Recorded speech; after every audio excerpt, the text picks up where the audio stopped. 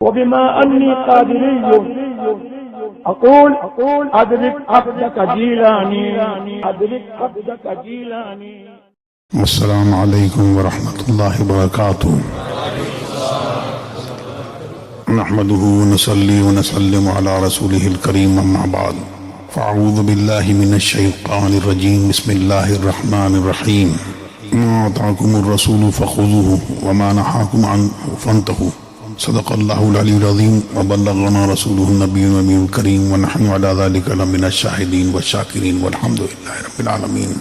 کچھ عرصہ معروض سے قبل پہلے ہم اور آپ سرکار دو عالم صلی اللہ علیہ وسلم کی بارگاہ بے کس پناہ میں درود و سلام کا ہدیہ پیش کریں.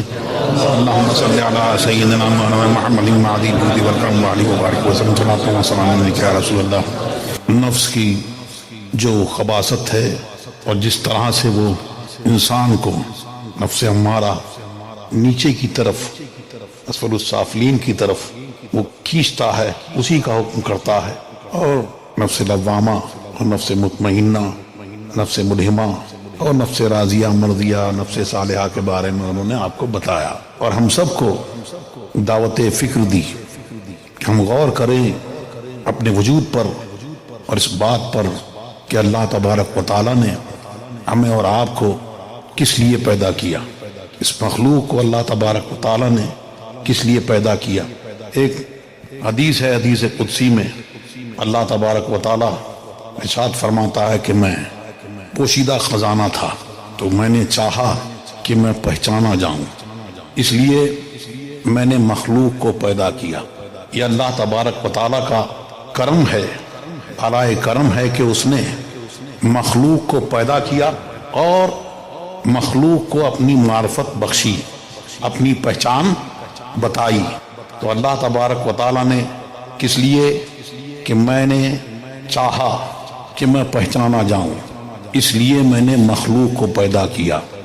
اور میں گنج مخفی تھا، میں نے چاہا کہ مخلوق مجھ کو میری ربوبیت کے ساتھ میں، الوہیت کے ساتھ میں جانے اور ساری مخلوق جو ہے وہ عبودیت کا اقرار کرے. سبحان اللہ. اس لیے اللہ تبارک و تعالیٰ نے مخلوق کو پیدا کیا، سب کو پیدا کیا. تو اس حدیث سے ایک بات پتہ چلی کہ اللہ تبارک و تعالیٰ کو اگر اپنی معرفت کی محبت نہ ہوتی تو مخلوق پیدا نہ ہوتی. یہ اس کی معرفت کی محبت کا یہ جلوہ ہے کہ ساری مخلوق پیدا ہوئی اور اس نے اپنی معرفت بخشی اور اس بنانے والے نے، قادر مطلق نے مخلوق کو پیدا کیا اور ساری مخلوق کو اپنی پہچان کا ذریعہ بنا دیا. آسمان سے اللہ کی پہچان ہوتی ہے، زمین سے اللہ کی پہچان ہوتی ہے، زمین میں جو کچھ ہے اس سے اللہ تبارک و تعالیٰ کی پہچان ہوتی ہے. اور ہم اور آپ حضرت انسان اسی عارف باللہ کا یہ شعر ہے، وہ فرماتے ہیں اتزمو انکا جرم صغیر وفیک انت والعالم الاکبر. کیا تم یہ سمجھتے ہو کہ تم ایک چھوٹا سا جسم ہو؟ یہ اللہ تبارک و تعالیٰ کی قدرت کاملہ کا مظہر ہے کہ اللہ تبارک و تعالیٰ نے عالم کی دو قسمیں کی، ایک بڑا عالم اور ایک چھوٹا عالم. اور چھوٹے عالم کو اللہ تبارک و تعالیٰ نے بڑے عالم کا نمونہ بنا دیا. جب عالم بنایا اور جب پھیلایا تو آسمان بن گیا، زمین بن گئی، زمین کے بیل بوٹے بن گئے، ندیاں بن گئیں، نالے بن گئے، سب کچھ بن گیا. اور جب اس کو سمیٹا تو حضرت انسان بن گیا. تو اللہ تبارک و تعالیٰ نے یہ بنایا. اب اس بنانے والے نے، اس قادر مطلق نے یہ ساری چیزیں بنا دی. جب معرفت کی محبت ہوئی تو اللہ تبارک و تعالیٰ نے تمام کائنات کو پیدا کیا. جب تجلی بڑھی تو جس کو چاہا اپنی معرفت کے لیے چن لیا. اور اللہ تبارک و تعالی نے ازل میں مقدر فرما دیا کہ جس کو اپنی معرفت بخشوں گا، جس کو اپنی پہچان بتاؤں گا، جس کو اپنی معرفت کے لیے چنوں گا، تو ساری دنیا جو ہے اس کے لیے بناؤں گا۔ ہم سے نہیں، قرآن سے پوچھو۔ قرآن فرماتا ہے هو الذی خلق لکم ما فی الارض جمیعا۔ کون ہے اللہ؟ وہ ہے اللہ کہ جو کچھ زمین میں ہے، جو کچھ ہے، وہ کس کے لیے ہے؟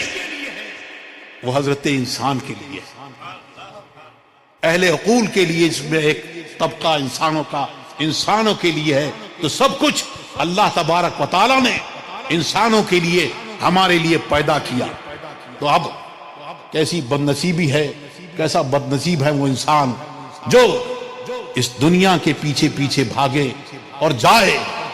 تو جو اللہ تبارک و تعالی سے غافل ہوتا ہے اور اس کی یاد سے اپنا منہ موڑ لیتا ہے، تو وہ دنیا کی طرف دوڑتا چلا جاتا ہے، لیکن دنیا اس کے ہاتھ میں نہیں آتی۔ اور وہ جو اس دنیا سے منہ موڑ لیتا ہے اور وہ جانتا ہے کہ اللہ تبارک و تعالیٰ نے اس کو کس لیے پیدا کیا ہے، تو پھر اس کا عالم یہ ہوتا ہے کہ وہ دنیا کو چھوڑتا چلا جاتا ہے اور دنیا اس کے پیروں میں آتی جاتی ہے، اس کے پیروں سے لپٹتی ہے۔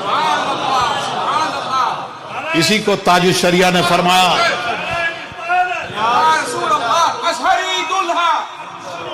زندگی یہ نہیں ہے کسی کے لیے، زندگی ہے نبی کی، نبی کے لیے۔ نہ سمجھ مرتے ہیں زندگی کے لیے، جینا مرنا ہے سب کچھ نبی کے لیے۔ اور پھر وہ یوں کہتے ہیں، بلحوثن چیم و زر کی بندگی اچھی نہیں، ان کے در کی بھیک اچھی، سروری اچھی نہیں۔